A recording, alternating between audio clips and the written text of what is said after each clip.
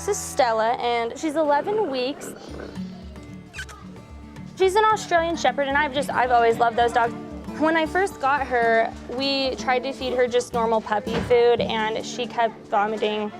She really had like a really bad gurgling up the stomach, you know, salivating after she'd eat. Like, it was just a very unpleasant experience. I took Stella to the vet. There was a blood vessel that was wrapped around her esophagus, and it prevents her from being able to eat solid foods. So we're here to hopefully get surgery for that. We've been married almost a year. It'll be a year at the end of July. She's just such a wonderful addition. She's just part of the family. It's been a little stressful financially. Come on in. Hi. All right. So what's going on with Stella? She can't eat solid foods, Right. so she's on an Giving her all-liquid. gruel? Yeah, she's on an all-liquid diet right now. She so. keeping it down pretty well? Mm-hmm. That's Yeah. good. Oh, let's see her up here. Come here, baby.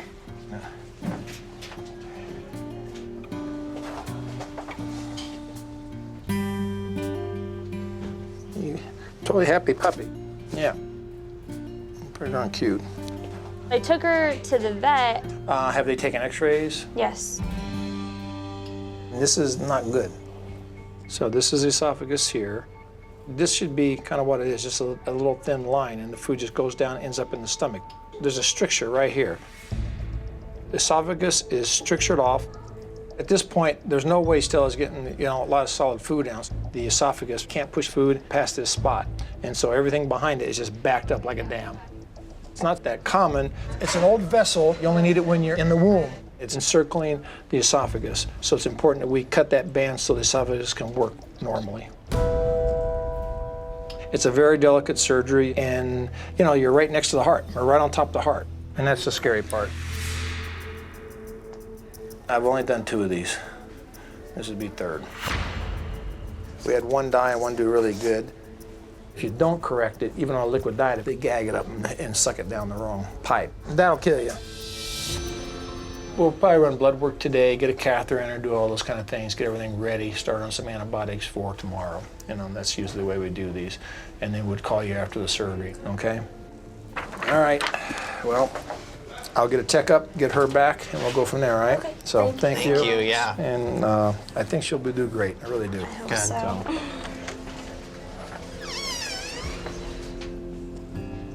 I've heard great things about DR.JEFF. I totally trust him. I think my main concern is how close it is to her heart. I mean, he was really honest about it, He was upfront, that there is a possibility that she could die, if something goes wrong. So that kind of took me back a little bit. I couldn't imagine not having her.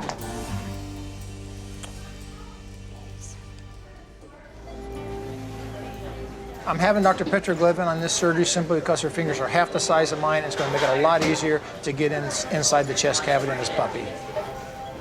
I want you to count these ribs up. They're so darn small. Okay, so that would be the 5th? Yeah, this is 5, 6. Yeah, 4, 5. yeah, I got 5, 6, yeah. Yeah, I got 5, 6 too. I can see the heart right here. We want to be just right about the level of the heart, top of the heart. All right, so I'm going to make the incision. I'm in. Well, we're in the lung cavity, so that's one pertinent part. That should be a big enough hole. That's the heart. You can't see a whole lot. When you open up, you have the lung right there. You move around that. You can kind of visualize the beating of the heart underneath, but I really want that stricture, which is right above that area. What I might do is put something down the esophagus. Let's see if we can feel it. Oh, I see. Oh, it stopped. Yeah, you're right here. Yeah, It does, stop, it stop, stops. stop, stop. And stay where you are. Okay. We're good. We passed a red rubber tube, feeding tube down the esophagus because that identified the point where it kept getting obstructed. And it was pretty obvious where it was obstructed, and we could find the band a lot easier that way. We got a fibrous band here. Problem is I see things connected underneath that I don't want to mess with. Go back a little, Ronnie. Can I grab it though? Is it Yeah, I don't gonna be think that's an something artery.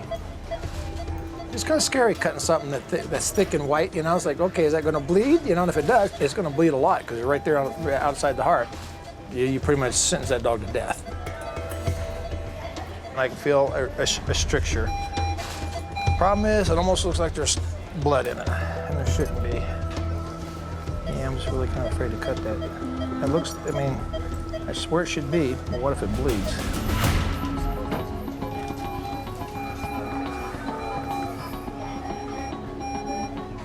That's it. I mean, when I push, that's what I run into, my finger.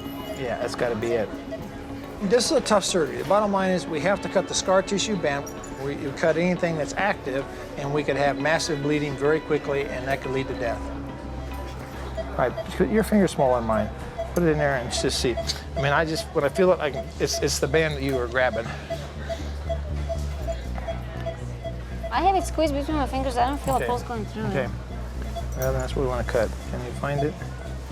Have a clamp ready in case we're wrong. All right, we got it up. We're going to cut it. It's a little hair raising. I cut it. Nothing happened. Okay, So go back in. Go. Now it went. yeah, it went down easier, didn't it? Try again. Yeah, pull it back and do it again. Easy. Perfect. That's amazing. Okay. All right. She put the feeding tube back down and did it 2 or 3 times, and it slid right down, where before it wouldn't do that. So it's already better, and hopefully everything shrinks back down to normal, and she can go back to normal diet.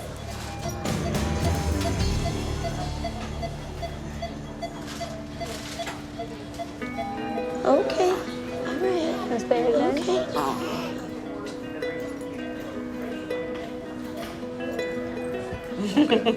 Okay. There's no doubt this is a tricky surgery. I'm really glad I went the right way with Stella. But at this point, it's just recovery. You know, we're just going to watch her, make sure she stays pink, she's breathing good. I mean, this is a nice little dog, and now she's not going to worry about aspiration pneumonia, and hopefully she'll live a long, healthy life.